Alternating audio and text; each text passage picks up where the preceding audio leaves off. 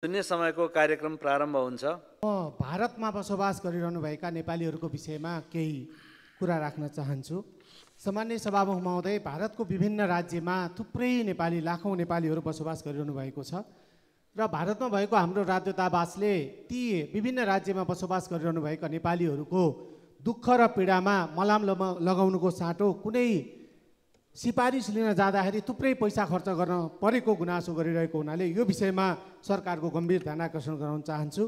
त्यसै गरी नेपालीहरू, थुप्रै नेपालीहरूले त्यहाँ बालबच्चा जन्माउनुहुन्छ र उहाँहरू नेपालमा आएर नागरिकता लिन खोज्दाखेरि त्यो नागरिकता लिनलाई समस्या परेको गुनासो उहाँहरूको छ। त्यसै गरी भारतमा बसोबास गर्नुहुने थुप्रै नेपालीहरू उद्योगी व्यवसायीहरू हुनुहुन्छ, उहाँहरू नेपालमा आएर उद्योग धन्दा गर्न लाग्दाखेरि त्यहाँ पनि सरकारको सहयोग नपाएको गुनासो उहाँहरूको छ। साथै भारतबाट थुप्रै रेमिटेन्स हामीले भित्राइरहेका छौँ, तर भारतमा बस्नुहुने नेपाली नागरिकहरू आफूलाई सरकारले तेस्रो दर्जाको नागरिकको रूपमा व्यवहार गरेको र आफ्नो रेमिटेन्सलाई चाहिँ रेमिटेन्सको रूपमा बुझ्न पनि नसकिरहेको गुनासो गरिरहेको हुनाले यस विषयमा सम्बन्धित